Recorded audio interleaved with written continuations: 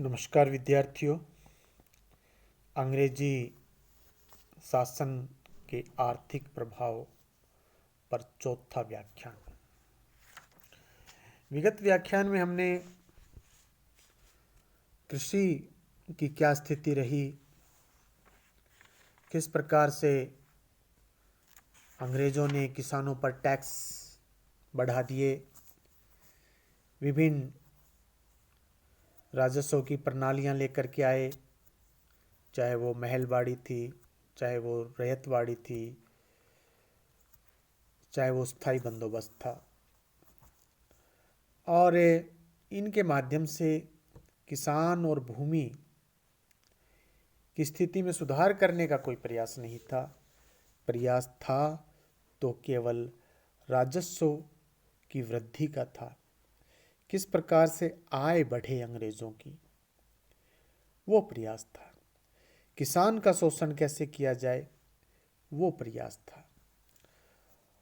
और भूमि से इतना रेवेन्यू प्राप्त कर रहे थे, उसके बावजूद भी कोई सिंचाई की स्थिति पर ध्यान देना, कोई भूमि के अंदर, खेती के अंदर कोई नए अनुसंधानों को प्रोत्साहित करना, उससे संबंधित कोई विभाग स्थापित करना, ऐसा नहीं किया। यद्यपि उन्होंने पंजाब और बंगाल जैसे उपजाऊ प्रदेशों में कृषि विभाग की स्थापना की, लेकिन उसका जो एक लाभ किसान और भूमि को मिलना चाहिए था, वो नहीं मिला। फिर अंग्रेज यहाँ पर रेल लाइन बिछाने का कार्य करते हैं। कहा तो यह गया कि इससे भारत में विकास होगा, लेकिन यह भी शोषण का ही एक टूल था, जिसके माध्यम से अंग्रेजों को संचार व्यवस्था, चाहे डाकतार था, और अंग्रेजों को यातायात की सुविधा, जिससे वो कच्चा माल रेल में भरकर बंदरगाह तक ले जा सकते थे। और बंदरगाहों पर जो अंग्रेज से जहाज आके रुकते थे, और वो जो भारतीय बाजारों में बेचने के लिए जो भी वस्त्र आदि सामान आता था, वो ट्रेन से उनका सामान का जो लाना ले जाना है, वो सुगम हो गया था। तो ट्रेन भारत के विकास के लिए नहीं थी, भारतीयों के विकास के लिए नहीं थी, अंग्रेजों के अपनी सुविधा के लिए थी। और वो सुविधा भी भारत का अधिक शोषण करना। फिर विद्यार्थियों, हमने बात की थी कल अकाल व सूखा की। कल भी मैंने कहा था कि अकाल यहाँ पे ऐसा नहीं है कि अंग्रेजों के आने से पहले यहाँ लगातार बारिश होती थी, बहुत अच्छी फसलें होती थी। पहले भी कई वर्ष तक लगातार बारिश नहीं होती, या कभी अतिवृष्टि हो जाती, बाढ़ आ जाती, किसान को नुकसान होता। लेकिन उस समय किसान के भूखे मरने की नौबत कभी नहीं आई, क्योंकि किसान का अपना एक मैनेजमेंट था। जो यहाँ के स्थानीय शासक थे, उनकी तरफ से अनुदान और सहायता दी जाती थी। लेकिन अंग्रेजी काल में ऐसा नहीं हुआ।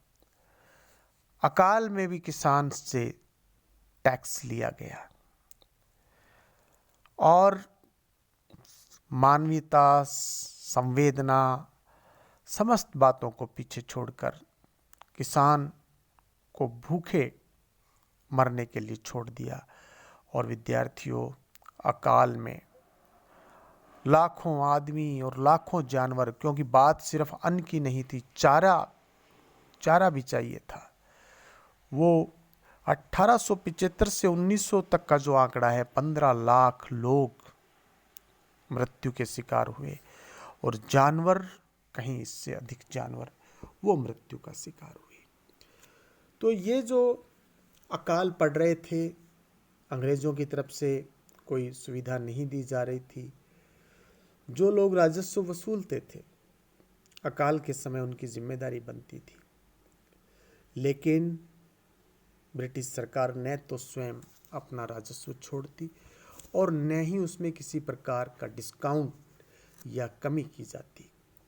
राजस्व न चुकने पर किसान जमीन बेचने को बाध्य हो जाते थे और भूमिहीन बनकर के वो एक मजदूर के रूप में फिर नगरों की तरफ मजदूरी के लिए जाते, क्योंकि भूख मिटाने का अब जरिया उनका जो था भूमि, वो उनके पास में थी नहीं।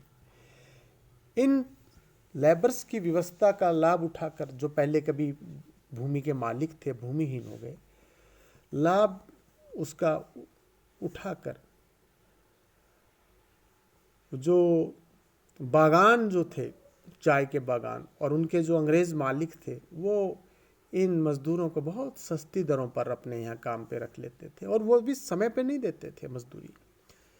और इस श्रमिक वर्ग में स्त्री, पुरुष, बूढ़े और बच्चे सभी होते थे। इन्हें गुलामों की तरह रखा जाता था। इनकी सस्ती मजदूरी से बागान के मालिक बहुत धन अर्जित कर लाभ कमाते थे और इंग्लैंड भेजते थे। इसके विपरीत भारतीय किसान ऋण से दबे जा रहे थे। इस बेरोजगारी के कारण, इस भुखमरी के कारण देश में कई जगह विद्रोह भी भड़के। उदाहरण की बात की जाए तो 1873 में एक दंगा हुआ पबना नामक स्थान पर। 73 में पबना का दंगा हुआ। 1875 में दक्षिण में खेतीहर दंगा हुआ। 1894 में भी आसाम में खेतीहर विद्रोह हुआ। इन असंतोष को दबाने हेतु ब्रिटिश सरकार ने जो कानून बनाए, वे सब किसानों की आर्थिक अवस्थाओं को अधिक दयनीय बनाने के लिए सहायक सिद्ध हुए। परिणाम यह हुआ विद्यार्थियों, भारत का विशाल ग्रामीण जन समूह प्रधानतया दीन किसान, जमींदार, व्यापारी और साहूकार के मिले जुले बोझ के नीचे दबा अर्धदासता की जिंदगी व्यतीत करता रहा। इस अंतराल में अधिक से अधिक किसानों की भूमि जमींदारों के हाथ चली गई, साहूकारों के हाथ चली गई, व्यापारियों के हाथ चली गई और किसान बड़ी संख्या में खेतीहर मजदूर की एक जो कतार थी, उस कतार में शामिल होते गए।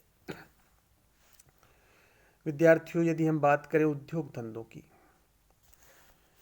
भारतीय उद्योग धंधों पर विचार करते समय सबसे पहले हमें इस विषय पर विचार करना चाहिए कि 1813 में भारत में औद्योगिक विकास के स्थान पर विउद्योगीकरण यानी कि डी इंडस्ट्रियलाइजेशन यानी कि उद्योगों के विनाश की नीति अपनाई गई। इस वर्ष भारत में ईस्ट इंडिया कंपनी का व्यापार के क्षेत्र में एकाधिकार समाप्त हो गया। परिणाम स्वरूप इंग्लैंड की अन्य कंपनियां भी व्यापार के क्षेत्र में उतर आई थी। वे कंपनियां भी भारत के व्यापार व अपने उद्योग धंधों के माध्यम से भारत के आर्थिक दोहन में सम्मिलित होना चाहती थी। एक होड़ मच गई कंपनियों में। परिणाम यह हुआ कि ब्रिटिश सरकार ने अपने उद्योगपतियों को भारत से व्यापार करने और यहाँ अपने जो भी उद्योग है, इंडस्ट्री लगाने की छूट दे दी। इस प्रकार भारत को अपना सामान इंग्लैंड में निर्यात की छूट दे दी। परंतु भारत का जो हैंडमेड जो सामान था, इंग्लैंड में मशीनों द्वारा आयातित सामान से महंगा पड़ने लगा, क्योंकि हाथ से बनी हुई चीज़ मशीन की बनी हुई चीज़ से महंगी होती है। और एक तो लागत हाथ में ज़्यादा आ रही है, हैंडमेड में, मशीन में कम आ रही है, और दूसरा जो कोड में जो खाज का जो काम विद्यार्थियों, वो जो भी सामान यहाँ से इंग्लैंड जा रहा था, इंग्लैंड ने उस भारतीय सामान पर भारी आयात कर लगा दिया। आयात कर, जैसे हमारे यहाँ चीन में सामान आ रहा है, उस सामान पर यदि भारत बहुत अधिक टैक्स लगा देता है तो वो टैक्स आयात कर कहलाता है। इससे चीन का सामान भारत के बाज़ार में महंगा मिलेगा तो बिकेगा नहीं। ऐसे भारत का सामान इंग्लैंड के बाज़ार में आयात कर लगने से और खुद की जो उसकी मेकिंग कॉस्ट है, क्योंकि हैंडमेड था, उसके कारण बहुत महंगा हो गया और वहाँ वो बिक नहीं रहा था। भारत में इंग्लैंड का जो सूती वस्त्र आता था, भारत सरकार उस पर 2% आयात कर वसूलती थी, जबकि ब्रिटिश सरकार भारत से जाने वाले वस्त्र पर 10% टैक्स लगाती थी। यानी कि इंग्लैंड का जब यहाँ पर आ रहा है तो उस पर तो 2% टैक्स है, लेकिन भारत का जब इंग्लैंड जा रहा है तो इंग्लैंड उस पर 10% टैक्स लगा रहा है। तो वो 10%, रेशमी वस्त्र पर 20%, जो भारतीय रेशमी वस्त्र इंग्लैंड जाते थे, उन्हीं वस्त्रों पर 30%, इतना अधिक टैक्स लगा दिया इंग्लैंड की गवर्नमेंट ने भारत के सामान पर। परिणाम स्वरूप भारत के वस्त्र उद्योग का जो निर्यात है वो बंद हो गया और इंग्लैंड का वस्त्र भारत के बाजार में बिकने लगा। स्पष्ट है, इस कर नीति ने तथा ब्रिटिश सरकार के सीधे हस्तक्षेप ने ब्रिटिश उत्पादकों का हित तो ध्यान में रखा, उनको तो लाभ पहुंचाया, लेकिन इसके कारण भारतीय जो हस्तशिल्प है उस हस्तशिल्प में भारी गिरावट आई और लगभग वो मृत प्राय हो गया। 1814 तथा 1835 के मध्य जहां ब्रिटिश सूती वस्त्र उत्पादकों का भारत में निर्यात 14 लाख गज से बढ़कर 5 करोड़ 10 लाख गज तक पहुंच गया, वहीं इसी अवधि में भारतीय सूती वस्त्र का ब्रिटेन में आयात 10,25,000 से घटकर 3,06,000 रह गया। अब आप देखिए दोनों में अंतर विद्यार्थियों। परिणाम स्वरूप समस्त विश्व को शताब्दियों से सूती वस्त्रों का निर्यात करने वाला भारत 1850 तक आते आते ब्रिटिश सूती वस्त्रों के समूचे निर्यात का 1/4 अपने यहाँ आयात करने लगा। अब हम इस से अंदाज़ा लगा सकते हैं कि लंकाशायर और मैनचेस्टर, जो कि वहाँ के औद्योगिक नगर हैं इंग्लैंड के, में उत्पादित सूती वस्त्र के आयात के माध्यम से भारत का कितना धन इंग्लैंड जाने लगा होगा। ब्रिटिश सरकार ने अपनी इस नीति से भारतीय बुनकरों तथा कताई करने वालों से उनका बाजार छीन कर उन्हें पूरी तरह नष्ट कर दिया। इसी के साथ पारंपरिक रूप से महत्वपूर्ण उद्योगों जैसे रेशम, ऊन, लोहा, मिट्टी के बर्तन और कागज के क्षेत्र में भी गिरावट आई। इसी के साथ भारत की जो मैन्युफैक्चरिंग इंडस्ट्री है विद्यार्थियों, वो पूरी तरह समाप्त हो गई। जब भारत का शिल्प उद्योग समाप्त हो रहा था तो भारत का कल्याण चाहने वाली ब्रिटिश सरकार, ढोंग विद्यार्थियों, दुनिया भर में ढोंग ब्रिटिश सरकार का कि हम भारतीयों में या भारत में डेवलपमेंट कर रहे हैं, तो वो जो ब्रिटिश सरकार है उसको इनके स्थान पर आधुनिक उद्योग स्थापित करने चाहिए थे, जिससे जो बेरोजगार हो गए थे बुनकर या अन्य लोग, उनको रोजगार मिलता और भारत का औद्योगिक विकास होता। परंतु औद्योगिक क्रांति की चरम सीमा पर पहुँचे इंग्लैंड का हित है वो इसी में रहा कि वह भारत में औद्योगिक विकास न होने दे और अपने यहाँ के उत्पादित सामान को अधिक मात्रा में भारत भेजता रहे। अब इंग्लैंड तो भारत में औद्योगिकरण करना नहीं चाहता है, उसके अपने स्वार्थ हैं, तो कुछ भारतीय इस दिशा में प्रयत्न करते हैं।